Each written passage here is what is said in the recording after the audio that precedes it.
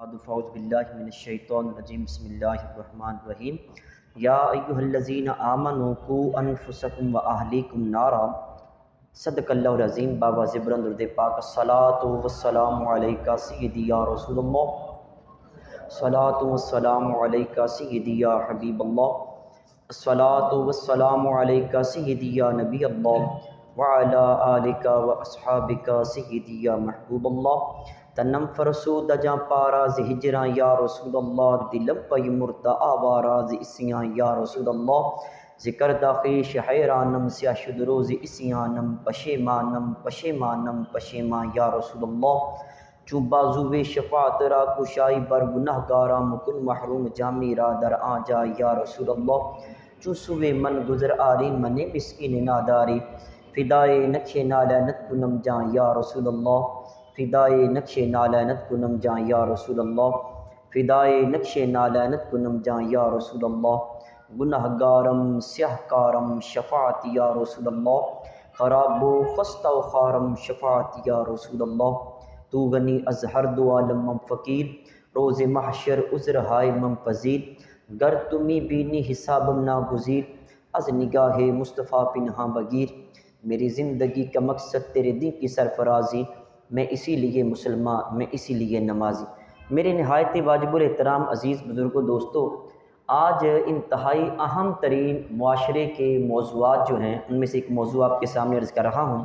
پہلے ہم نے میاں کے حقوق بیان کیے، پھر بیوی کے حقوق بیان کیے، پھر ماں باپ کے حقوق بیان کیے۔ اب ہم اولاد کے حقوق اور پھر اس اولاد کی تربیت کے بارے میں بیان کریں گے۔ اس کے بعد انشاءاللہ ہمسایوں کے حقوق اور دوسرے، اس سے پہلے ہم نے رشتہ داروں کے بھی حقوق بیان کیے تھے۔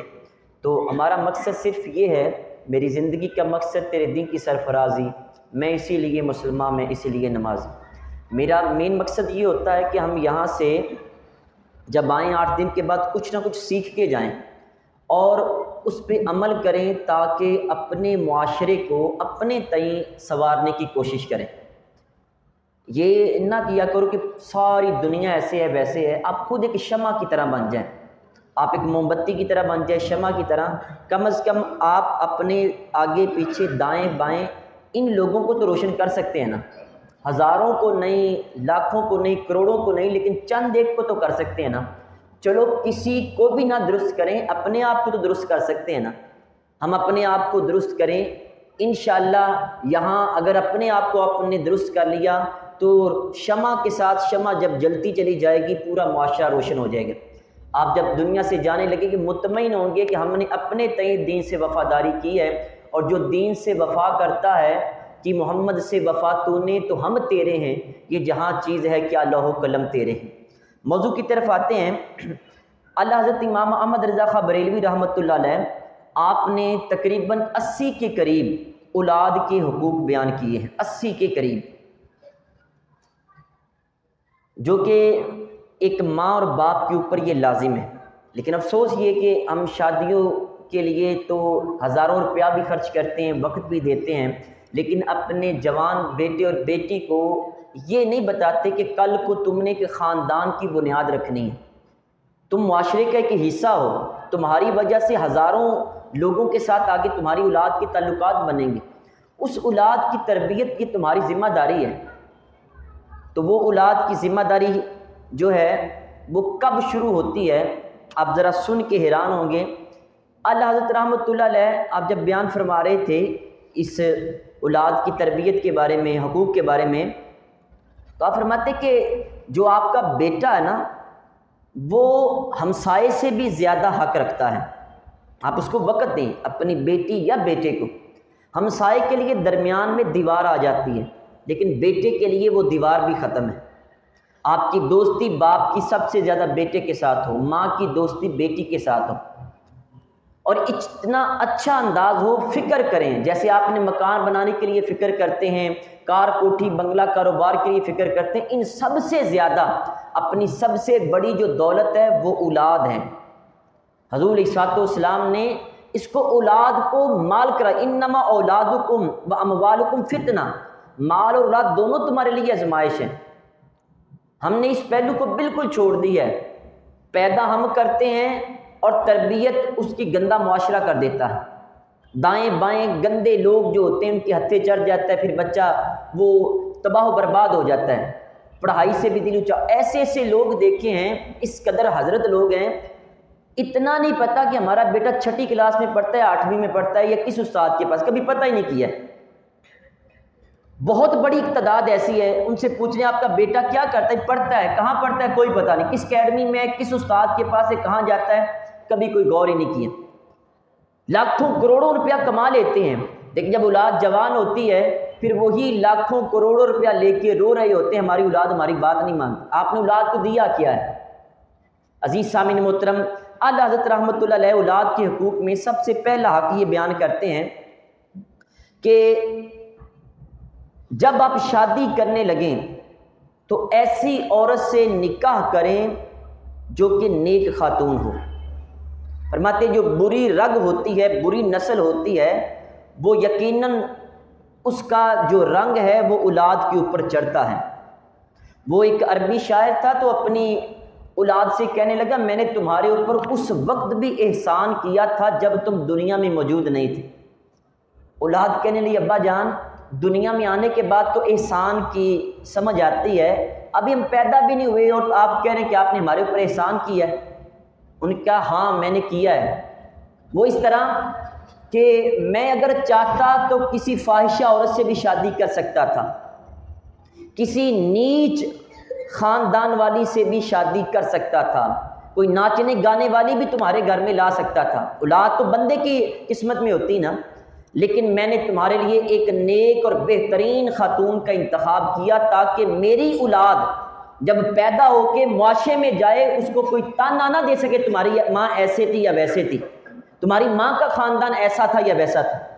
اس نے کہا میں نے یہ خیال، آج ہمارے ہاں تو دولت کو معیار بنا لیا نا ہم کہتے ہیں کہ ہم اس بیٹی کے ساتھ شادی کریں گے جس کے ہاں دولت بہت زیادہ ہو، بلکہ افسوس یہ کہ کچھ برادریوں میں تو یہ نفسیاتی طور پہ یہ فرض قرار دے دیا کیا کہ گاڑی ہوگی تو شادی ہوگی، گاڑی کوئی دے گا تو شادی کریں گے، موٹر سائیکل دے گا تو شادی کریں گے۔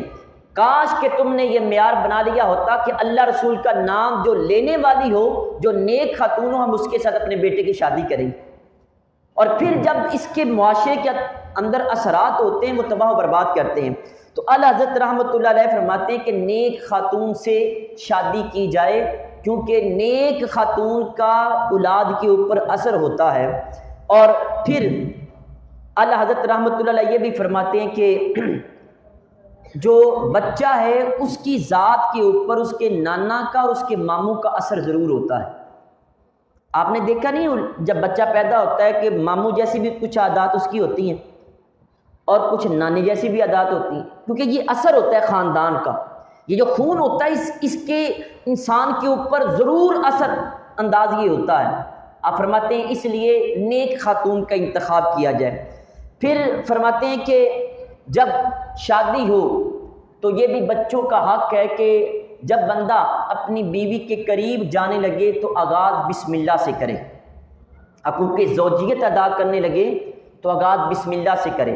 بلکہ بخاری شریف کی یہ روایت ہے، کریم آقا صلی اللہ علیہ وسلم فرماتے ہیں کہ جب بیوی کے قریب جانے لگے تو یہ دعا پڑھے، بسم اللہ اللہم جنبنا الشیطان وجنب الشیطان ما رزقتنا، یا اللہ تیرے نام سے شروع کرتے ہیں، قریب جانے سے پہلے کمرے میں داخل ہو تو پہلے بندہ پڑھ لے یہ والی دعا۔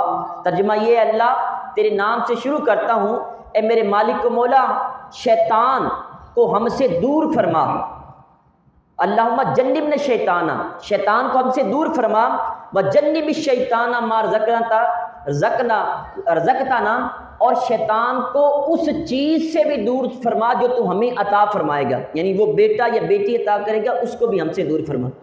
اور جب یہ بندہ دعا پڑھے گا تو یقیناً جو شیطان ہے وہ درمیان میں حائل نہیں ہوگا، اولاد کے اوپر نیک شگون اس کی وجہ سے ملے گا۔ پھر اللہ حضرت رحمۃ اللہ علیہ اولاد کے حقوق میں یہ بھی بیان فرماتے ہیں کہ جب پیدائش ہو بچے کی تو اس کے سیدھے کان میں اذان اور الٹے کان میں اقامت کہی جائے۔ یہ بھی بہتر ہے کہ 4 مرتبہ اذان اور 3 مرتبہ تکبیر کہی جائے، اگر 1 مرتبہ بھی ہو جائے تو اس میں کوئی حرج نہیں ہے۔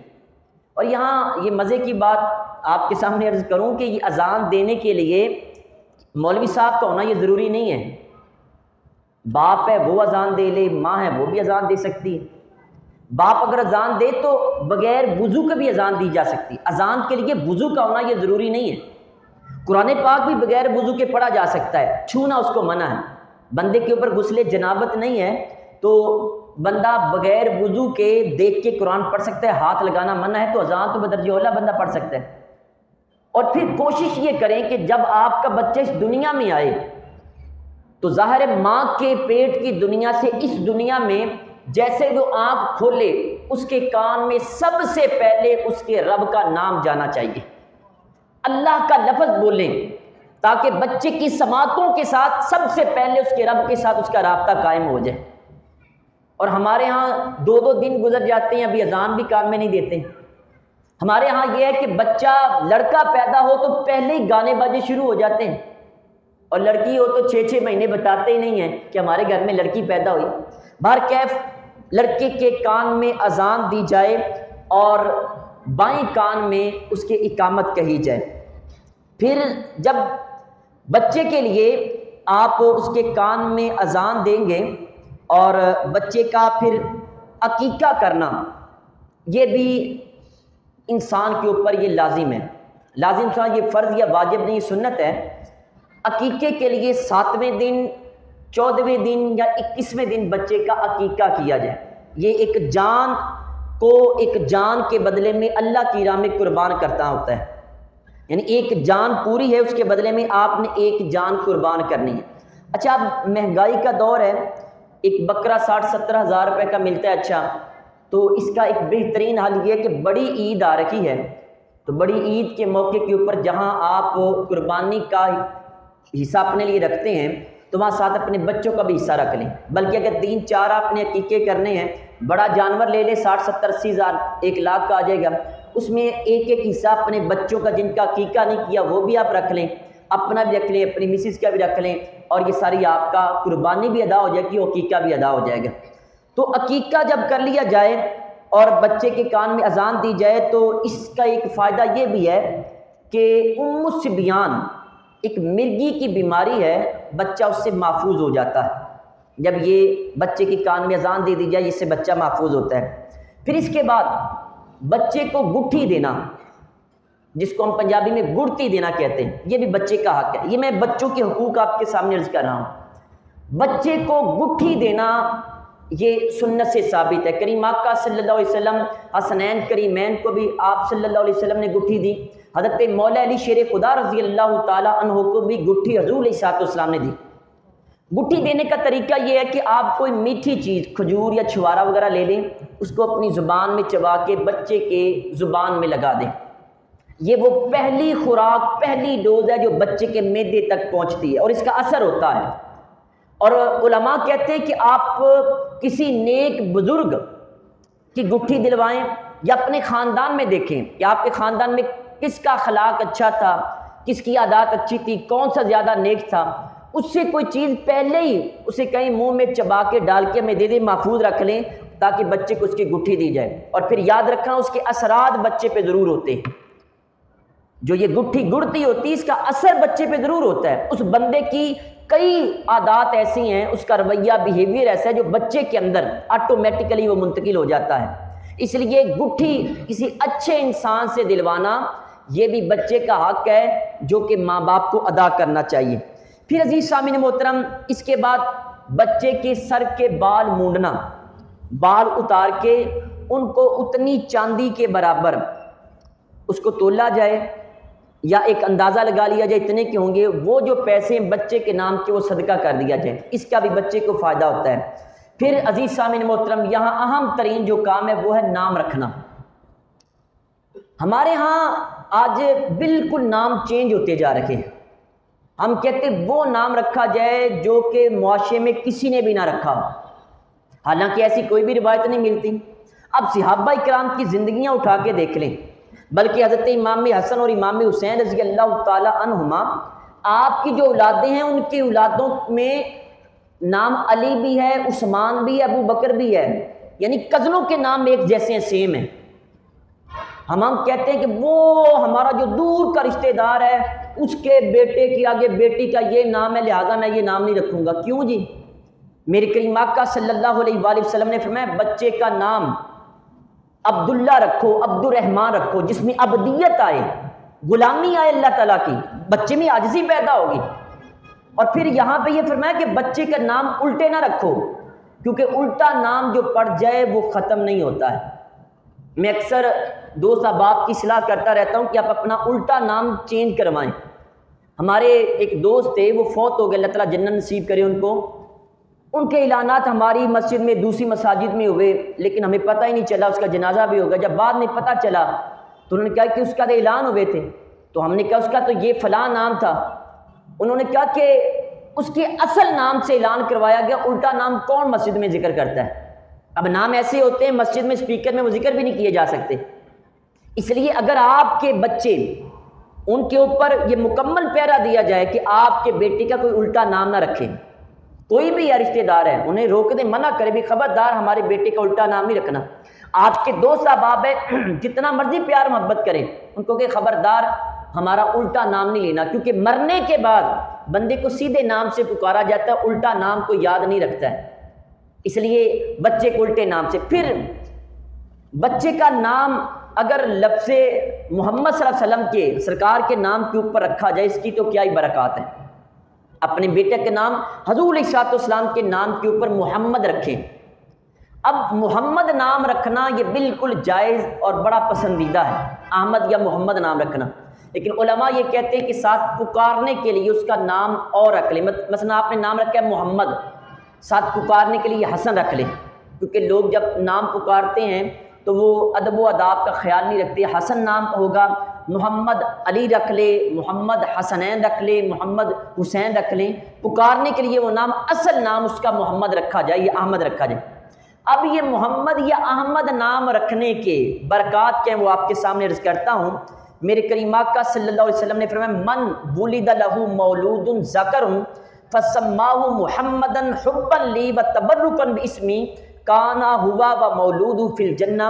فرمایا جس کے ہاں لڑکا پیدا ہو اور اس نے نام اس کا محمد رکھا، اور اس کی دو وجہ بتائی. نمبر ایک حبا لی، مجھ سے محبت کرنے کی بنا کے اوپر اپنے بیٹے کا نام محمد رکھا. اور نمبر دو وتبرکا باسمی، میرے نام سے برکت حاصل کرنے کے لیے اپنے بیٹے کا نام محمد رکھا. تو حضور فرمائے کانا ہوا و مولود فی الجنہ، وہ پیدا ہونے والا بیٹا اور اس کا باپ دونوں کو اللہ جنت عطا فرمائے گا، دونوں کو اللہ جنت عطا فرمائے گا. پھر اس سے آگے چلیں. میرے کریم آقا صلی اللہ علیہ وآلہ وسلم نے ارشاد فرمایا کہ روز قیامت دو افراد کو اللہ کی بارگاہ میں پیش کیا جائے گا اور حکم ہوگا کہ ان کو جنت میں لے جاؤ. وہ عرض کریں گے کہ الہی ہمارے پاس تو کوئی اتنا اچھا عمل نہیں ہے اور تو نے ہمارے نامہ اعمال میں جنت کی نیکی لکھ دی ہے، اور یہ فرمایا کہ جنت میں چلے جاؤ، اس کی وجہ کیا ہے؟ تو اللہ تبارک و تعالیٰ فرمائے گا کہ جنت میں جاؤ، میں نے یہ قسم کھا رکھی ہے کہ جس کا نام احمد یا محمد ہوگا میں اس کو دوزخ میں نہیں بھیجوں گا. اس لیے اپنے بچوں کے نام محمد رکھیں، احمد رکھیں. چیزیں خاندان میں کئی ہیں، بزرگان دین کے نام پہ رکھیں. اب یاد رکھیں کہ جو نام ہے اس کا ذات پہ اثر ہوتا ہے. کئی بزرگان دین ایسے ہوتے ہیں کہ جب بچے کے اوپر سختیاں مسلسل آتی جائیں تو اللہ تعالیٰ کے دیے ہوئے علم سے وہ حساب لگا کے بتاتے ہیں کہ اپنے بچے کا نام تبدیل کرو. نام تبدیل کیا جائے تو بچے کے اوپر وہ سختیاں ختم ہو جاتی ہیں. نام کا اثر ہوتا ہے. اب دیکھیں نا کہ میں اگر آپ کو گالی دے کے بلاؤں، ماں بہن کی گالی دوں تو یکدم بندے کے تن بدن میں آگ لگ جاتی ہے. میں نے تو لفظ ہی بولا ہے نا، تو اگر اس لفظ بولنے سے آپ کی باڈی کے اوپر ریئیکشن ہوا ہے، اس کا مطلب ہے جس نام کو بار بار پکارا جائے گا اس کا نام بھی اس کے اوپر اثر ہوتا ہے. بچے کو الٹا نام نہ رکھنا دی، مثلا یہ شانی، ٹومی، یہ اس طرح کے جو نام ہیں، کتوں کے نام کے اوپر بچوں کے نام بڑے فخر سے رکھے جاتے ہیں. اب کئی نام ایسے ہوتے ہیں الٹے نام رکھ لیتے ہیں لیکن ان کا جب معنی دیکھا جائے بہت خطرناک معنی ہوتا ہے. مثلا یہ شانی ہے، ان شانیہ کا هو الابتر، سورہ کوثر کے اندر شانی کا مطلب دشمن بھی ہوتا ہے. ہم اس کو بڑے، چھانی تو چلو سمجھ میں آتی ہے لیکن شانی جو ہے یہ اگر اس معنی میں لیا جائے دشمن میں تو بچے کے اوپر بڑا اس کا اثر ہوتا ہے۔ پھر کریم آقا صلی اللہ علیہ وسلم نے اپنے نام مبارک کی اور بھی برکات ذکر فرمائیں۔ فرمایا حضرت مولا علی شیر خدا سے روایت ہے، فرمایا کہ ما من مائدۃ وضعت فحضر علیہا من اسمہ احمد او محمد، حضور علیہ السلام نے فرمایا جس دسترخوان کے اوپر کھانا رکھا جائے اور اس دسترخوان کے اوپر بیٹھنے والے لوگوں میں اگر کسی بندے کا نام احمد یا محمد ہے الا قدس ذالک المنزل کل یوم مرتان، تو اللہ تعالیٰ دن میں 2 مرتبہ ان کے اندر برکتیں شامل فرما دیتا ہے، جس کا نام احمد یا محمد رکھا جائے۔ دیکھیں کتنی برکات ہیں۔ ہم آج انگریزوں کے نام کے اوپر نام رکھنے کو فخر محسوس کرتے ہیں، ہمارا یہ نفسیاتی اتنے مریض ہو چکے ہیں، کوئی اچھا ہٹ ڈرامہ چلا جائے، فلم چلی جائے تو چند مہینوں کے بعد پتہ چلتا ہے کہ ان کے ناموں کے اوپر کئی بچوں کے نام رکھ لیے گئے۔ پھر جب وہ بچہ بڑا ہوتا ہے تو ظاہر ہے اس کے اوپر وہ والی عادات تو آئیں گی نا، اور پھر وہ پریشان ہوتے ہیں ہمارا بچے کو کیا ہو گیا، ہم نے بڑی اچھی تربیت کی تھی۔ آپ جو دن میں 70 بار اس کو نام سے پکارتے، اس نام کے اثرات تو اس کے اوپر ہوں گے نا۔ آپ نے جس شخصیت کو ذہن میں رکھ کے اس کا نام رکھا تھا، یاد رکھیں اس شخصیت کے اثرات اس میں ہوں گے۔ اب اپنے گھروں میں دیکھ لیں، جن بچوں کے نام آپ نے جس بزرگ کے نام کے اوپر دادا ابو کے نام پہ رکھے ہیں، نانا کے نام پہ رکھے ہیں، ماموں کے نام پہ رکھا ہے نام، اس کی ضرور عادات ان بچوں میں چند ایک پائی جائیں گی۔ پھر عزیز سامعین محترم، اس کے بعد جو بچہ ہے اس کا یہ بھی حق ہے کہ 2 سال تک ماں اس کو دودھ پلائے۔ اگر ماں دودھ پلانے سے انکار کرتی ہے تو کسی سے پیسے دے کے باپ کے اوپر دودھ پلوانا یہ ضروری ہے۔ تو یہ جو مائیں اپنے بچوں کو 2 سال تک دودھ پلائیں، اس کے بہت اچھے نتائج ظاہر ہوتے ہیں۔ نمبر 1 تو بچے کی امیون پاور، قوت مدافعت زیادہ ہوتی ہے۔ ماں کے دودھ میں اللہ نے بڑی طاقت رکھی۔ 2 سال تک بچے کو دودھ پلایا جائے تو بچہ تقریباً 70-80 سال تک ہزاروں بیماریوں سے آٹومیٹیکلی محفوظ ہو جاتا ہے۔ اور ہمارے ہاں یہ فیشن بن چکا ہے۔ فیشن کیا ہے؟ ایک نفسیاتی وار چلتی ہے، جنگ چلتی ہے۔ وہ کیا جی، وہ فلاں ڈبے کا دودھ پلا رہی ہیں، تمہارے پاس پیسے نہیں ہیں بچے کو دودھ پلانے کے۔ یہ عورتوں میں باتیں چلتی ہیں۔ یار اس کا فرض ہے، اس کا حق ہے۔ اگر آپ نے بچوں کو حق نہیں دیا آپ سے پوچھا جائے گا۔ یہ وہ حقوق ہے جو احادیث رسول قرآن پاک میں اللہ تعالیٰ نے ذکر کیے ہیں۔ بچے کو 2 سال تک دودھ پلائیں، اور پھر اس 2 سال تک دودھ پلانے کا ایک فائدہ آپ کے اور بھی عرض کروں کہ جو اپنی اولادوں کو 2 سال تک دودھ پلاتے ہیں یقیناً ان کو فیملی پلاننگ کی کوئی ضرورت نہیں ہے۔ نہ ماں بیمار ہوگی، نہ گھر کا بجٹ خراب ہوگا۔ 2 سال تک دودھ پلایا، پھر اللہ کرم فرمائے 3 سال کے ایک بچے میں وقفہ پیدا ہو جائے، آپ کی جیب بھی ساتھ دے گی، آپ کی صحت بھی ساتھ دے گی، آپ کا گھر بھی درست ہوگا۔ آپ کبھی کر کے تو دیکھیں، پھر وہ جو بچہ جس کو 2 سال تک دودھ پلا دیا جائے وہ بچہ کئی بیماریوں سے محفوظ ہو جاتا ہے۔ میں نے عرض کیا کہ 2 سال تک دودھ پلانے سے بچے پہ بہت دورس اثرات ہوتے ہیں، اور یہ بچے کا حق ہے جو ماں باپ کو ادا کرنا چاہیے۔ پھر عزیز سامعین محترم، اس سے آگے ایک حق یہ بھی ہے کہ بچے کا جو نفقہ ہے، جو بچے کا کھانے پینے کا سامان ہے یا اس کے جو معاشرے میں اس نے رہنا ہے، اس کی ذمہ داری بھی ماں باپ کے اوپر لازم ہے۔ بلکہ یہ کہ شریعت کے جتنے بھی واجبات ہیں، مثلا زکوٰۃ ہے آپ نے ادا کرنی ہے، یا آپ نے کوئی کسی کا اور حق ادا کرنا تھا وراثت میں، وہ سارا ادا کرنے کے بعد جتنے پیسے اپنے بیوی بچوں پہ خرچ کرنا یہ لازم ہے۔ ہمارے ہاں بچوں کے اوپر پیسے خرچ نہیں کیے جاتے۔ آج ہمارے معاشرے کا یہ بھی المیہ ہے، اپنے خاندان سے مراد اپنی اولاد ہے، اولاد سے پیار کم کیا جاتا ہے، بھتیجے بھانجوں سے پیار زیادہ کیا جاتا ہے۔ بڑے افسوس کی بات، گھر میں 16 جماعتیں پڑھا ہوا جوان بیٹا سمجھدار موجود ہے، لیکن ابا جی جا کے وہ گامے چاہ والے سے مشورہ کر رہے ہیں۔ اور بھائی جس سے دوسرے لوگ استفادہ کر رہے ہیں، اولاد کو اعتماد دو، قریب کرو ان کو، آپ کے بیٹے ہیں۔ اگر وہ غلطی کرتا ہے تو غلطی کرنے کے بعد اس کی پشت پہ ہاتھ رکھنے کے لیے آپ ہی تو ہوتا ہے نا۔ ہم اپنی اولادوں کو دور رکھتے ہیں، دوسرے لوگوں کو قریب رکھتے ہیں۔ اپنی اولاد پہ خرچ کریں۔ دوسرے لوگ مانگنے کے لیے ان کو قرض دیے جا رکھے ہیں، بیٹا جوان اگر مانگتا ہے تو اس کے لیے اپنے اکاؤنٹ کو بھی چھپا کے رکھا جاتا ہے۔ میں کئی مرتبہ یہ سوچتا ہوں اپنے بیٹے کے سامنے آپ اپنی جیب کھول کے رکھ دیں، بیٹا یہ ہے، اس میں تو نے گزارا کرنا ہے، اس میں تیری بہن نے گزارا کرنا ہے، اس نے تیری والدہ نے بھی کرنا ہے، میں نے بھی کرنا ہے، اب تیرے لیے ہے سارا خاندان کو بھی چلانا ہے، سوچو کہ ہم نے کیسے گزارا کرنا ہے۔ بچے میں اعتماد پیدا ہوگا۔ لیکن ہمارے ہاں نہیں ہے، ہم بچوں کے اوپر خرچ نہیں کرتے، دائیں بائیں آگے پیچھے مساجد میں خرچ کرتے۔ دیکھیں مسجد میں پیسے دینا یہ بھی صدقہ جاریہ ہے، بیوی کے منہ میں اگر کوئی لقمہ دے گے یہ بھی صدقہ جاریہ ہوتا ہے، جو بچوں کو کھلائیں گے وہ بھی صدقہ ہے، مدرسے میں دینے کا بھی ثواب ہے تو بچوں کو کھلانے کا بھی ثواب ہے، بیوی کو کھلانے کا بھی ثواب ہے۔ لیکن ہم نے تو ثواب کے صرف چند پیرامیٹر سیٹ کیے ہوئے ہیں، یہاں ثواب ہوتا ہے، یہاں ثواب کوئی نہیں ہوتا ہے۔ پھر عزیز سامعین محترم، میرے کریم آقا صلی اللہ علیہ وسلم نے یہاں پہ یہ بھی فرمایا خیرکم خیرکم لأہلہ وانا خیرکم لأہلی، فرمایا تم میں سے سب سے بہتر وہ ہے جو اپنے گھر والوں کے لیے بہتر ہے، اور میں تم سب میں سے زیادہ اپنے گھر والوں کے لیے بہتر ہوں۔ آج ہم دائیں بائیں آگے پیچھے لوگوں کے لیے تو بڑے اچھے ہیں، بڑے حاجی صاحب صوفی صاحب بڑے نیک ہیں، بہت ہی ہنسمکھ ہیں، لیکن گھر میں جیسے ہی جائیں تو سانپ سونگھ جاتا ہے پورے گھر میں، وہ حاجی صاحب آ گئے بہت سخت ہیں، یہ بچے دبک کے سارے چھپ جاتے ہیں، کیوں جی حاجی صاحب آ گئے۔ دیکھیں میرے کریم آقا صلی اللہ علیہ وسلم کی زندگی مبارک کو دیکھ لیں، آپ کتنا بچوں سے پیار کرتے تھے، ہم نے کبھی غور ہی نہیں کیا اس کے اوپر۔ ہماری اولادیں کیوں دور ہیں، ہم ان کے حقوق ادا نہیں کرتے۔ پھر یہاں بچوں کا یہ بھی حق ہے کہ بچوں کو حلال روزی کھلائی جائے۔ اب چھوٹا بچہ اس کو تو نہیں پتا ہے کہ میرا باپ حرام لے کے آ رہا ہے یا حلال لے کے آ رہا ہے، یہ جھوٹ کی کمائی ہے، یہ فراڈ کی کمائی ہے، یہ کہاں سے لے کے آ رہا ہے، بچوں کو نہیں پتا۔ لیکن یاد رکھیں یہ بچہ کل قیامت والے تم سے سوال کرے گا، ابا جان مجھے حرام کی کمائی کیوں کھلائی۔ یہی بیٹا کل قیامت والے دن باپ کا گرے باندھ پکڑ لے تو کیا جواب دو گے؟ ہم نے کبھی غور ہی نہیں کیا۔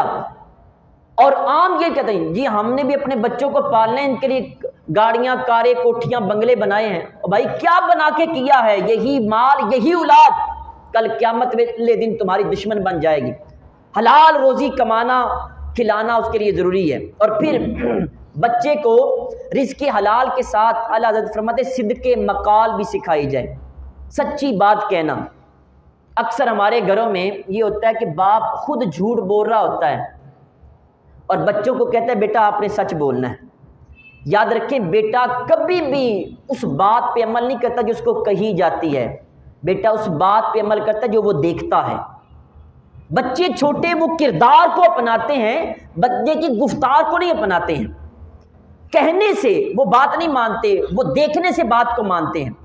باپ گھر میں بیٹھ کے کہے گا باہر جا کے کہہ دو کہ آپ کے ابا جان گھر نہیں ہیں، اور بعد میں رات کے وقت باپ کہے اپنے بیٹے کو بیٹا خبردار جھوٹ نہیں بولنا، تو آپ کی زبان میں کیا تاثیر رہے گی؟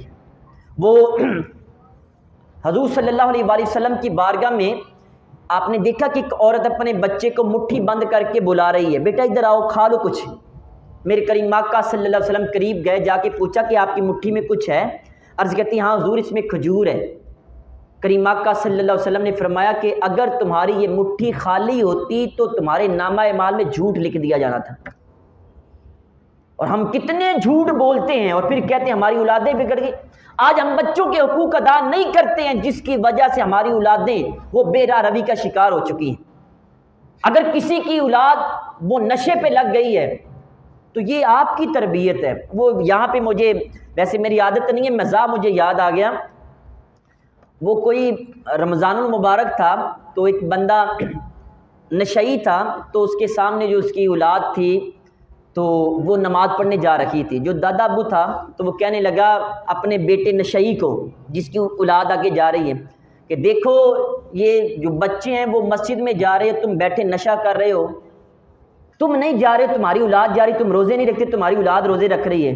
تو وہ نشئی اس سے کہنے لگا ابا جی پھر دیکھ لو تربیت میں فرق ہوتا ہے، میں آپ کی تربیت اور میری تربیت وہ ہیں۔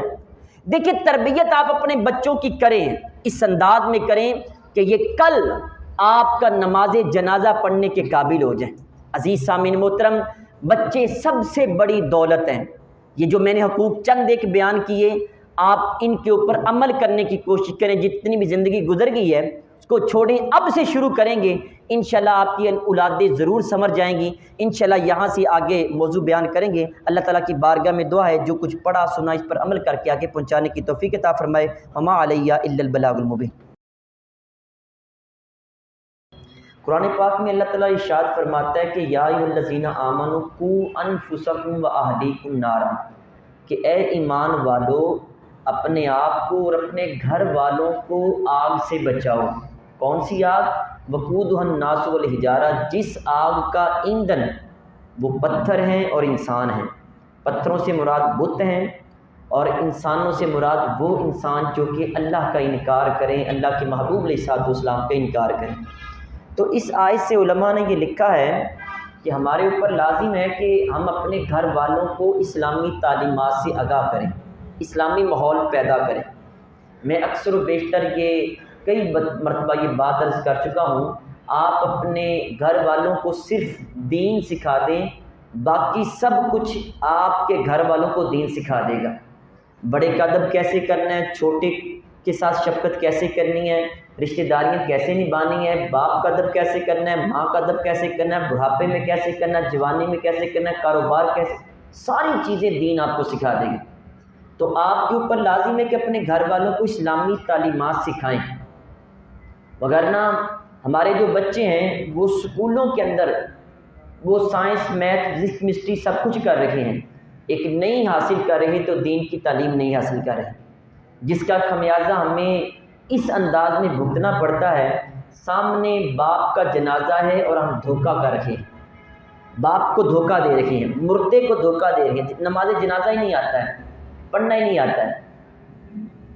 اتنی افسوس کی بات، جو باپ کروڑوں روپے کی جائیداد چھوڑ کے گیا ہے، اس کا جنازہ سامنے پڑا ہے، بچے کو جنازہ پڑھنا ہی نہیں آتا ہے۔ میں تو یہ کہتا ہوں کہ آپ اس قابل اپنی اولاد کو بنا دیں کہ آپ کو اپنا جنازہ پڑھانے کے لیے کسی مولوی صاحب کا انتظار نہ کرنا پڑے۔ آپ اپنی اولاد کو اس قابل بنا دیں کہ آپ کی میت سامنے ہو، پیچھے آپ کا بیٹا آپ کا جنازہ پڑھائے۔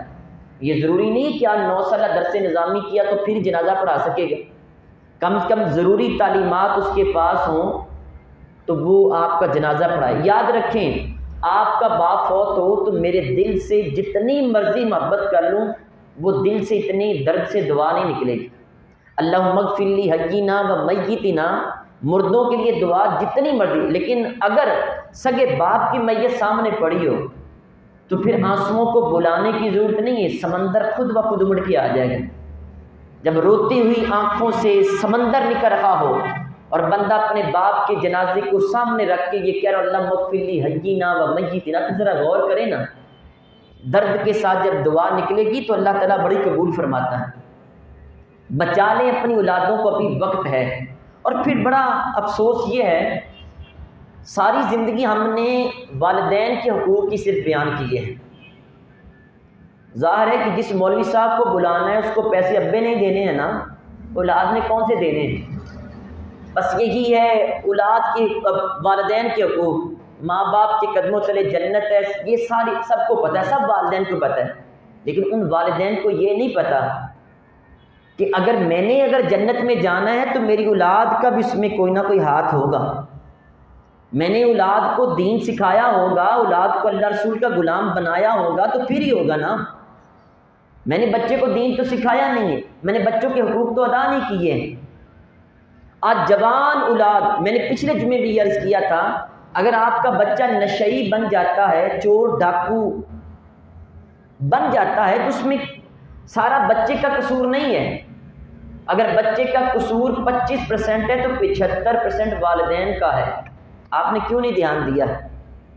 باپ ساری زندگی جا کے چوک و بازار میں تاشیں کھیلتا رہا، حماموں پہ بیٹھا رہا، گراؤنڈوں میں جاتا رہا، بیٹیوں کے ساتھ گلچھڑے اگاتا رہا، لیکن افسوس اولاد کی تربیت نہیں کی، اولاد کو وقت ہی نہیں دیا۔ میں نے پچھلے جمعے بھی عرض کیا تھا کہ بچہ کس کلاس میں پڑھتا ہے ہمیں تو یہ بھی نہیں پتا ہوتا ہے۔ باپ سے پوچھ لیں جا کے، آپ ریشو نکال کے دیکھ لیں، یہاں اگر 50-100 بندہ ہے تو ان میں سے 50 ایسے ہوں گے جن کو پتہ نہیں ان کا بچہ پڑھتا کس کلاس میں، یہ نہیں پتہ کس استاد کے پاس پڑھتا ہے۔ تو یہ بچوں کے حقوق اگر ادا نہ کیے ہوں گے تو خود ہی وہ تمہارے لیے جہنم بن جائیں گے، تو تم نے ان کو جنت میں لے کے کیا جانا ہے؟ عزیز سامعین محترم، بچوں کے حقوق ادا کریں۔ پچھلے جمعے یہاں پہ میں نے بات ختم کی تھی کہ بچے کو جہاں رزق حلال کھلایا جائے وہاں صدق مقال بھی اس کو سکھایا جائے، یعنی سچی بات کہنا بھی بچے کو سکھایا جائے، کیونکہ اگر آپ بچے کو رزق حلال دیں لیکن ساتھ جھوٹ کی آمیزش کر دیں تو بچہ بڑا ہو کے رزق تو حلال کمائے گا لیکن ساتھ جھوٹ کی آمیزش جب کرے گا رزق بے برکت ہو جائے گا، آپ کے یہ لازم ہے۔ پھر یہاں پہ بچوں کے حقوق میں سے یہ بھی ہے کہ والدین تنہا خوری نہ برتیں، یعنی تنہا نہ کھائیں، اپنی خواہشات کو اپنی اولاد کے تابع رکھیں۔ مثلا آپ کے بیٹے کو پسند ہے کہ وہ بکرے کا گوشت کھاتا ہے، آپ اپنی خواہش کو اس کے تابع کر لیں، اس کے لیے گوشت لے کے آئیں، خود بھی ساتھ کھا لیں۔ آپ کے بچے کو کوئی بھی ڈش پسند ہے، آپ اس کی خواہش کو مقدم رکھیں اور اپنی خواہش کو اس کے تابع بنا لیں، آپ خود بھی کھائیں اس کو بھی کھلائیں۔ یہ نہیں کہ آپ کو جو چیز پسند ہے وہ لے کے آئیں اور جو بچہ ہے وہ بیچارہ بھوکا رہ جائے، اپنی خواہشات کو بچوں کی خواہشات کے تابع کر دیں۔ اور یہ میں عرض کروں، آج بچپن میں بچوں کی خواہشات کے تابع اپنی خواہشات کو کر دیں، جب آپ بوڑھے ہوں گے تو آپ کے بچے اپنی خواہشات کو آپ کی خواہشات کے تابع کر دیں۔ یہ بڑی بات کہتے ہوئے نظر آتی ہے کہ ہم بچے کو کہتے ہیں فلاں جگہ پہ شادی کر لو، بچہ نہیں کرتا ہے، تو آپ نے بچے کی کتنی خواہشات پوری کی ہیں، کتنا دین آپ نے سکھایا ہے۔ ہم نے تو دین پڑھنے والوں کو دیکھا ہے کہ وہ اپنی گردن جھکا دیتے ہیں، ماں باپ نے صرف دین سکھایا، باقی ابا جان جہاں آپ کا ارادہ ہو کر دیں، میں آمنا و صدقنا کہوں گا، میں اس کے اوپر کوئی کال مکال نہیں کروں گا، میں آپ کی بات مانوں گا۔ تو بچے کی خواہشات کے اپنی خواہشات کو تابع کر لو، تنہا خوری نہ برتو۔ یہ نہیں کہ باپ ہوٹلنگ کرتا رہے اور بچے گھر فاقوں سے زندگی گزارتے رہے، یہ بچوں کا حق ہے کہ تنہا خوری نہ برتے۔ پھر یہاں پہ یہ بھی ہے کہ بچے کو پیار اور محبت کریں، بوسے دے بچے کو، بچے کا ماتھا چومیں، بچے کی گردن چومیں، بچوں کو پیار دیں۔ اور میرے کریم آقا صلی اللہ علیہ وآلہ وسلم نے یہاں جو پیار اپنے بچوں سے کیا وہ کمال کر دیا۔ حضور سرور کائنات صلی اللہ علیہ وسلم اپنے بچوں سے کیسے پیار کرتے تھے؟ جب اللہ تعالیٰ کی عبادت ہو رہی ہوتی، لا شریک کی عبادت میں کسی کو آنے کی اجازت دے دیا کرتے تھے۔ حضور سجدے میں ہوتے، امام حسن و حسین رضی اللہ تعالیٰ عنہما حضور علیہ الصلوۃ والسلام کے آ کے پشت پہ سوار ہو جاتے، حضور سجدے کو لمبا کر دیتے۔ آج ہمارے ہاں اگر کوئی بچہ ہمارے ساتھ نماز کے لیے کھڑا ہو جائے نا تو تھوڑا سا وہ دائیں بائیں ہوئے ہم تھپڑ مارتے ہیں، نہیں، میرے کریم آقا صلی اللہ علیہ وسلم کی نواسی حضرت امامہ رضی اللہ تعالیٰ عنہ حضرت زینب کی بیٹی تھی، تو حضور علیہ الصلوۃ والسلام ان کو نماز کے دوران اس طرح اٹھا لیتے، اپنے ایک ہاتھ میں، ایک ہاتھ سے نماز پڑھتے، جب آپ رکوع میں جاتے ان کو ساتھ کھڑا کر دیتے، رکوع سجدہ کر کے جب کھڑے ہونے لگتے پھر ان کو اٹھا لیتے۔ یہ بچوں سے محبت ہے۔ کیا کبھی آپ نے بچوں سے اس طرح محبت کی ہے؟ میرے کریم آقا صلی اللہ علیہ وسلم، صحابی رسول کہتے ہیں کہ حضرت زید سے روایت کہتے ہیں کہ میں رات کے وقت مجھے کوئی کام تھا تو میں حضور علیہ الصلوۃ والسلام کے پاس گیا، جا کے میں نے دیکھا کہ آپ نے صرف چادر کی وہ چادر اوڑھ رکھی ہے جسے ہم پنجابی کے بکل مار رکھی ہے، تو آپ صلی اللہ علیہ وسلم سے میں نے اپنی وہ جو کام تھا عرض کیا، جب کام مکمل ہوا تو حضور علیہ الصلوۃ والسلام کی دائیں بائیں میں نے کچھ ہلتا ہوا نظر آیا، میں نے کہا حضور یہ کیا ہے؟ آپ علیہ الصلوۃ والسلام نے اس طرح جب چادر کو کھولا دیکھا ایک طرف امام حسن تھے دوسری طرف امام حسین تھے۔ حضور فرماتے میں ان سے پیار کرتا ہوں، میں ان سے محبت کرتا ہوں۔ یہ بچوں سے محبت ہے۔ کیا آپ نے کبھی بچوں سے اتنی محبت کی؟ حضور علیہ الصلوۃ والسلام ایک مرتبہ اپنے شہزادے کو کندھے پہ اٹھا رکھا تھا اور حضور ان کو بوسے دے رکھے تھے، تو ایک اقرا بن حابس سے صحابی تھے، آ کے عرض کرتے ہیں حضور آپ ان کو بوسا دے رکھے ہیں؟ میرے 10 بچے میں نے آج تک کسی کو چوما نہیں۔ عرب بڑے سخت دل تھے اور وہ یہ کہتے تھے کہ ہم بچوں کو اپنے ساتھ لے کے چلیں، بچوں کو اپنے کندھوں پہ اٹھائیں، ایسے ہو ہی نہیں سکتا، یہ عورتوں کا کام ہے۔ آج بھی یہ کنسیپٹ جاری ہے۔ بچہ کہیں ولیمے پہ چلے جائے، شادی پہ چلے جائیں، دوڑ کے باپ کے پاس آ جائے، ٹیبل پہ بیٹھے سارے بندے باتیں کرتے ہیں، حضرت صاحب بوڑھی تھلے لگے جے، یار کیسی بات ہے، بیٹا آپ کا ہے، کس نے عادتیں سکھانی ہیں؟ میرے کریم آقا صلی اللہ علیہ وسلم تو چوم رہے ہیں اپنے بچوں کو، حضور علیہ السلام نے فرمایا کہ اس نے کہا میرے 10 بچے میں نے آج تک کسی کو بوسہ نہیں دیا. حضور علیہ السلام نے فرمایا اگر اللہ تعالیٰ نے تیرے دل سے رحم کو اٹھا لیا تو پھر میں کیا کر سکتا؟ کیوں نہیں چومتے بچوں کو؟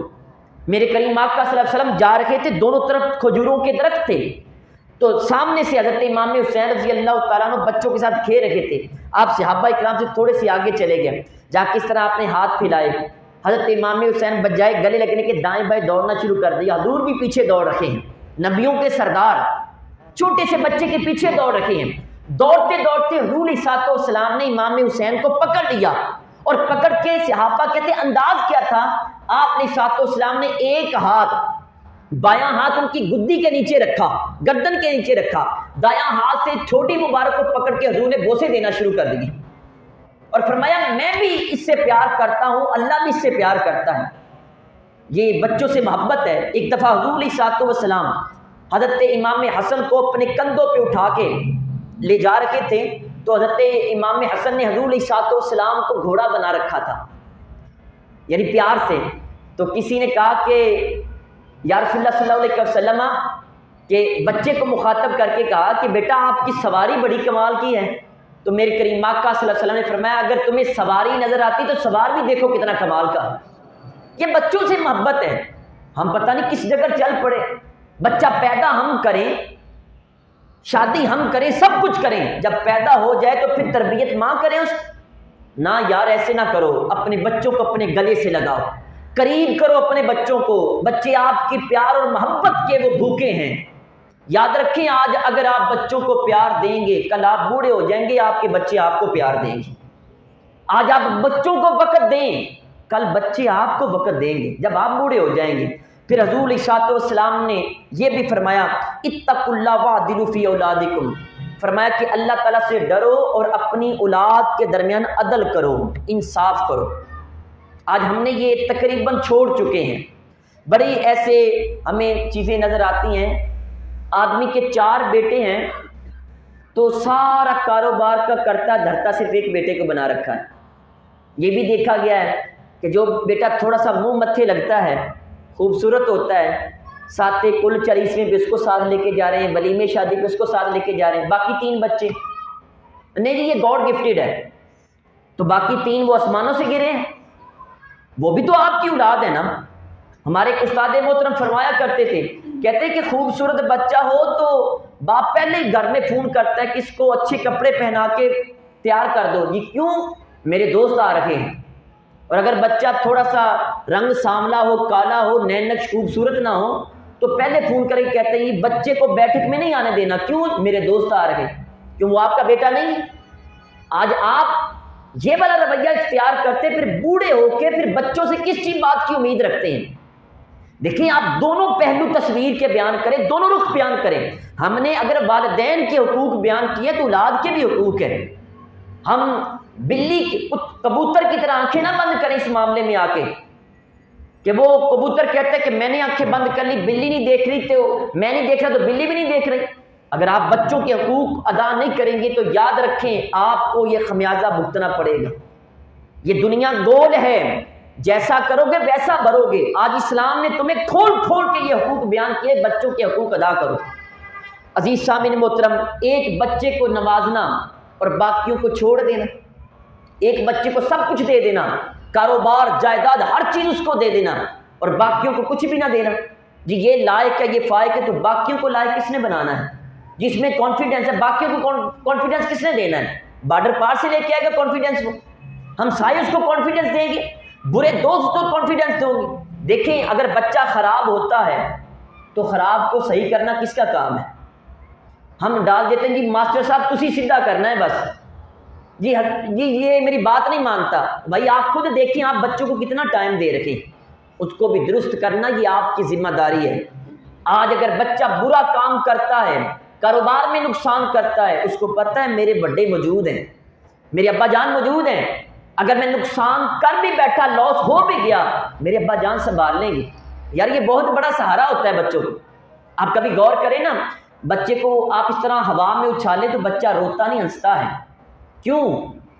یار وہ ہوا میں معلق ہے، کیوں ہنس رہا ہے؟ اس کو پتہ ہے مجھے کوئی سہارا دینے والا نیچے موجود ہے. کبھی آپ سہارے بننے کی کوشش تو کریں نا. ہم بچوں کے وہ حقوق ادا نہیں کرتے. عزیز سامعین محترم، تحفہ دیتے تو ایک کو پریفر کرتے ہیں، باقی کو پیچھے چھوڑ دیتے ہیں. میرے کریم آقا صلی اللہ علیہ وآلہ وسلم کی بارگاہ میں ایک صحابی آئے، آ کے کہتے ہیں یا رسول اللہ صلی اللہ علیہ وسلم اشہد انی نحلت ابنی ھذا شیئا، حضور آپ گواہ بن جائیں میں نے اپنے اس بیٹے کو ایک چیز گفٹ کر دی ہے. اور یہاں اس کی وضاحت میں محدثین نے لکھا ہے وہ باغ تک کہا کہ میں نے اس بیٹے کو باغ دے دیا، تحفے کے طور پہ دے دیا. حضور علیہ الصلوۃ والسلام نے اس سے پوچھا اللہ کا ولد آخر، کیا اور بھی اولاد ہے تمہاری، اور بچے ہیں؟ وہ عرض کرتا ہے نام، ہاں حضور. آپ صلی اللہ علیہ وآلہ وسلم نے فرمایا حل نحلت مثل ما نحلت ھذا، فرمایا جس طرح اس کو تم نے گفٹ کیا ہے باقی بچوں کو بھی گفٹ کیا ہے؟ عرض کرتا ہے حضور نہیں. میرے کریم آقا صلی اللہ علیہ وآلہ وسلم نے فرمایا کہ دوسرے بچوں کو دیا نہیں ہے، اس کو دے کر مجھے گواہ بنا رہے ہو. سنو لا اشہد علی جور، اس ظلم کے اوپر میں گواہ نہیں بنتا ہوں. یعنی بچوں کو چھوڑ دیا، اس کو دے دیا، میں اس کے اوپر گواہ نہیں بنتا ہوں. دوسری روایت میں یہ لا اشہد علی رغیف محترق، فرمایا کہ تم یہ بات کرتے ہو میں جلی ہوئی روٹی بھی تم اس کو دو گے میں اس کے اوپر بھی گواہی نہیں دوں گا، میں اس کے اوپر بھی گواہ نہیں بنوں. آج ہمارے یہاں کیا ہے، جس بچے نے پیار سے بلا لیا وہ تو ہمارا بچہ ہے، جو تھوڑا بہت غصے میں آ گیا، اس کے رویے میں سختی ہے، ہم اس کو بالکل دور کر. تم نے دھتکار دیا تو معاشرہ تو پہلے اس کو قبول کرنے کے لیے تیار نہیں. دیکھیں اگر آپ کا کوئی برا بچہ، 4 بچوں میں سے ایک بچہ ٹھیک ہے، 3 اگر خراب نکل آئے یا 3 ٹھیک ہے خراب نکل آئے، وہ بھی تو آپ کا بیٹا ہے نا. آپ اس کی تربیت کریں، پیار دیں. ہمارا معاشرے کا بہت بڑا المیہ یہ ہے، جو برا ہوتا ہے اس کو ہم بہت زیادہ بدنام کرتے ہیں. رشتہ داروں کے سامنے بھی اس کی برائی ہو رہی ہے، محلے داروں کے سامنے بھی اس کی ہو رہی ہے، ہر آنے جانے والے کے سامنے اس کی برائی کر رہے ہیں. اور بھائی آپ برائی کریں گے تو پھر برائی وہ کرے گا، بدنام تو وہ پہلے ہی ہو گیا. وہ کہتا ہے کہ میں اب بدنام ہو گیا ہوں، اب مجھے کیا ضرورت ہے، ٹھیک ہے کوئی بھی مجھے جو کچھ مرضی کہے، مجھے کوئی فکر نہیں. آپ بچوں کی تعریف کریں، بچوں کے ساتھ پیار کریں، عدل کریں، انصاف کریں. یہاں پہ صرف اسلام نے ایک ایکسیپشن بیان کی ہے، وہ یہ اگر کوئی بچہ دینی تعلیم کے ساتھ منسلک ہے تو اس کو آپ زیادہ دے سکتے ہو. صرف دینی طالب علم کو اس کو آپ زیادہ دے سکتے ہو، باقی سب کے اندر انصاف کرنا چاہیے. پھر عزیز سامعین محترم اس سے آگے چلیں کہ یہ بھی بچوں کے حقوق میں سے ہے کہ نیا پھل جب آئے تو سب سے پہلے اپنے بچوں کو کھلائے. اب دیکھیں کتنے ڈیپلی جا کے اسلام نے حقوق بیان کی بچوں کے. نیا پھل اعلیٰ حضرت فرمایا چونکہ وہ بھی تازہ پھل ہیں تو سب سے پہلے تازہ پھل اپنے بچوں کو کھلائیں. پھر یہ فرماتے کہ کبھی کبھی گھر میں اپنے بچوں کے لیے شرینی لانی چاہیے، مٹھائی لے کے آئے. آپ فرماتے ہیں کہ کھانے پینے میں جو حلال چیزیں وہ ان کو کھلائے، کبھی مٹھائی بھی لے کے آئے تاکہ بچوں کے اندر مٹھاس پیدا ہو.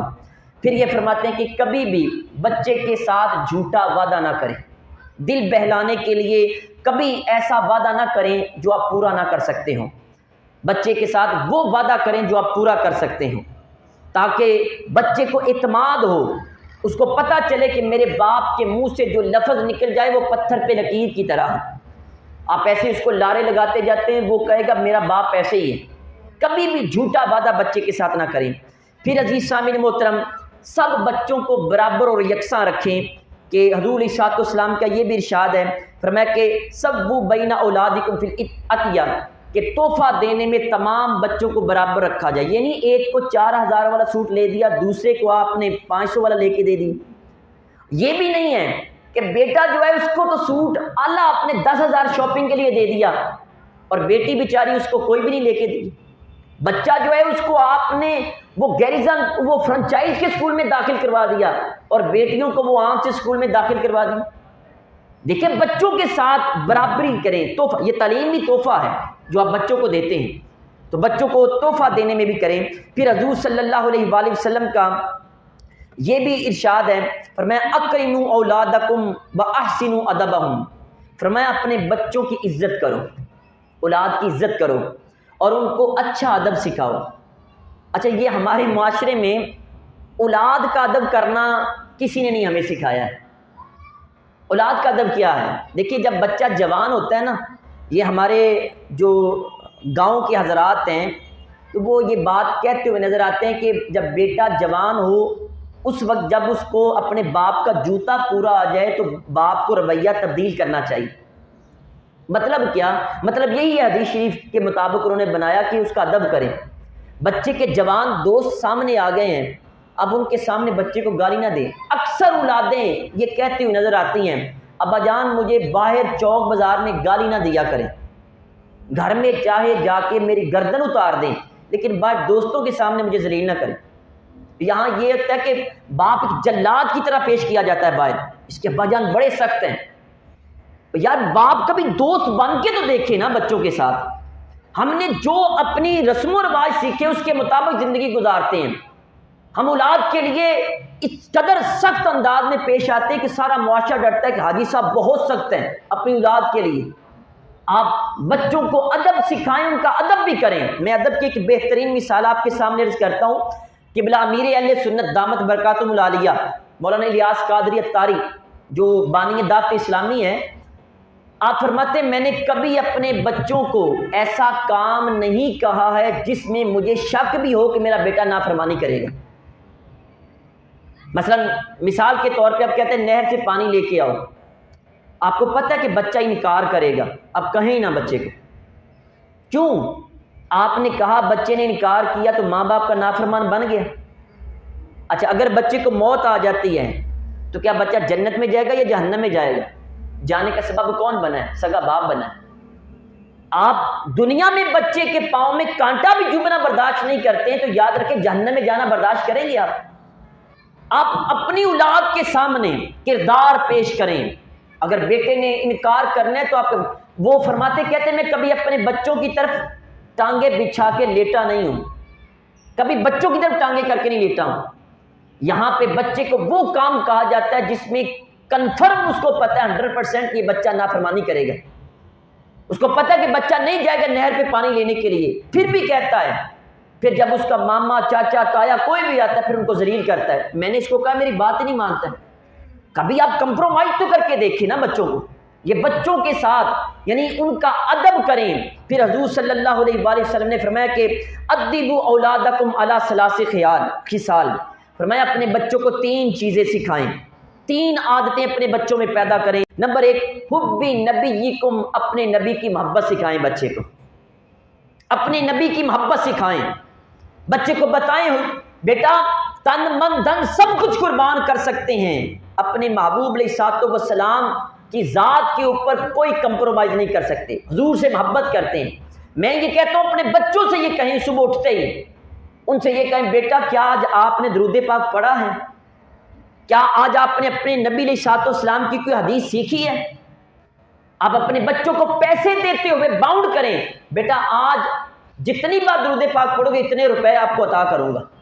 کبھی لالچ پیدا کریں ان میں، اپنے نبی کی محبت پیدا کریں۔ میں پھر یہ جملہ دہراتا ہوں، آپ اپنے بچوں میں اپنے نبی علیہ الصلوۃ والسلام کی محبت پیدا کر دیں، آپ کی محبت بچے کے دلوں میں اللہ پیدا فرما دے گا۔ اب کبھی کر کے تو دیکھیں، اب اپنے بچوں کو اپنے نبی علیہ الصلوۃ والسلام سے رابطہ مضبوط کریں، اس کے دل میں جب سرکار کی محبت ہوگی وہ کبھی بھی ماں باپ کا گستاخ نہیں ہو سکے گا، کبھی ملک و قوم کا غدار نہیں بن سکے گا، کیونکہ اس کے دل میں سرکار کی محبت موجود ہے۔ نمبر 2 فرمایا وحب اہل بیتہ، نمبر 2 آل رسول کی محبت اس کو سکھائیں، امام حسین ان کے بچوں کی محبت سکھائیں، سادات کرام کی محبت سکھائیں، آل رسول کی محبت سکھائیں۔ آج ہمارے ہاں والدین یہ کہتے ہیں وہ بھی ہمارے جیسے ہیں۔ دیکھیں آل رسول کی محبت جب تک نہیں ہوگی آپ کا ایمان کامل نہیں ہوگا۔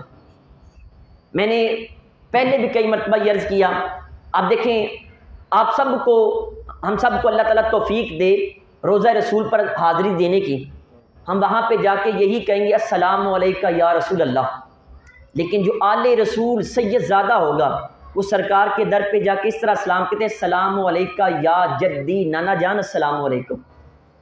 ہم جتنے مرضی بڑے علامہ فہمہ بن جائیں لیکن سرکار کے در پہ جا کے ان الفاظ میں سلام نہیں کر سکتے۔ یہی ایک آل رسول میں اور ہم میں فرق ہے۔ اپنے بچوں کو سکھائے، بیٹا سید زادہ کہیں بھی نظر آ جائے ان کے سامنے اپنی گردن جھکا دیں، ادب کریں اور ان کے ہاتھوں پہ بوسہ اس نیت سے دیں کہ ان کی رگوں میں جو خون ہے اس کو حضور علیہ الصلوۃ والسلام کے ساتھ نسبت موجود ہے، اس لحاظ سے بچوں کو سکھائے۔ اور نمبر 3 وقراءۃ القرآن، بچوں کو قرآن پاک پڑھنا سکھائیں۔ قراءت قرآن سے مراد قرآن کا ترجمہ بھی ہے۔ آج یہاں کتنے افراد موجود ہیں، اب ریشو نکال کے دیکھ لیں، 0% ہوگی کسی کو سورہ فاتحہ کا ترجمہ بھی نہیں آتا۔ قرآن پاک پڑھنا کس کو آتا ہے؟ یہاں بچے 8ویں 10ویں کلاس میں پڑھتے ہیں لیکن ان کو قرآن پاک اوپر سے دیکھنا پڑھنا بھی نہیں آتا ہے۔ ہاں یہ ہے کہ فزکس کیمسٹری میتھ کی وہ ٹیوشن پڑھتے ہیں، وہ تعلیم بڑی حاصل کرتے ہیں، لیکن یہ والا جو کام ہے وہ نہیں۔ حضور علیہ الصلوۃ والسلام نے فرمایا اپنے بچوں کو 3 چیزیں سکھائیں، ایک اپنے نبی کی محبت، نبی کے گھر والوں کی محبت، آل اولاد کی محبت، اور قرآن پاک کی پڑھائی ان کو سکھائیں۔ یہ 3 عادتیں اپنے بچوں میں پیدا کریں۔ پھر عزیز سامعین محترم، اگر بچہ بیمار ہو تو اس کا علاج کروائیں، یہ بچے کا حق ہے۔ اور پھر یہاں علماء نے لکھا ہے کہ جب علاج کروائیں تو سخت علاج نہ کروائیں۔ یعنی آپ کو پتہ ہے کہ یہاں پہ یہ جو بچہ ہے اس زخم کے اوپر یہ ڈاکٹر صاحب سٹچ لگائیں گے، ٹانکے لگائیں گے، اور یہ جو ڈاکٹر صاحب یہ خالی پٹی سے ٹھیک کر لیں گے۔ تو آپ دونوں آپ کے پاس ہو تو پٹی والے کے پاس جائیں، بچے کو تکلیف زیادہ نہ ہو۔ آپ بچے کو علاج ضرور کروائیں لیکن تکلیف جس میں کم ہو وہ کروائیں، اچھے سے اچھے ڈاکٹر کے پاس جانے کی کوشش کریں اپنی استطاعت کے مطابق۔ آج بچے کئی دن بیمار رہتے، ماں باپ کو فکر ہی نہیں۔ بچے کے دل کی بیماریاں کیا ہے، ماں باپ کو فکر ہی نہیں ہے۔ بچے کی خواہشات کیا ہے، ماں باپ کو فکر ہی نہیں ہے۔ بچہ کن کے ہاتھوں میں کھیل رکھا ہے جا رہا ہے، ماں باپ کو فکر ہی نہیں ہے۔ بچے کو ضرورت کیا ہے، ماں باپ کو فکر ہی نہیں۔ آج جوان اولادیں یہ کہتی ہوئی نظر آتی ہیں ابا جان ہمیں کاروبار کر کے دیں، ہم ذہنی پریشان ہو چکے ہیں۔ باپ کہتے ہیں نہیں ابھی آپ چھوٹے ہیں۔ کئی ایسی اولادیں موجود ہیں جو شادی کے قابل ہیں، ماں باپ کروڑوں روپے کے مالک ہیں لیکن ان کو فکر ہی نہیں۔ بچہ شدید کرب میں موجود ہے، ذہنی ٹینشن میں موجود ہے، اس کا جگر پھٹ رہا ہے غم اور غصے کی وجہ سے، اس کو لوگ تانے دیتے ہیں، دوست اس کو ٹیز کرتے ہیں لیکن ماں باپ کو فکر ہی نہیں ہے۔ یہ بیمار ہے بچہ، کوئی نفسیاتی طور پہ بیمار ہے، کوئی ذہنی طور پہ بیمار ہے، کوئی جسمانی طور پہ بیمار ہے۔ یہ بچوں کا حق ہے جو ان کو آپ نے ادا کرنا ہے۔ عزیز سامعین محترم، وقت کی تنگی ہمارے ہمیشہ سامنے رہتی ہے، انشاءاللہ یہاں سے آگے بچوں کے جو حقوق ہیں اولاد کے یہاں سے آگے انشاءاللہ بیان کریں گے، اور ساتھ ساتھ اس سے آگے انشاءاللہ بچوں کی تربیت کے حوالے سے بھی یہ موضوع جاری رہے گا۔ اللہ تعالیٰ کی بارگاہ میں دعا ہے جو کچھ پڑھا سنا اس پر عمل کر کے آگے پہنچانے کی توفیق عطا فرمائے۔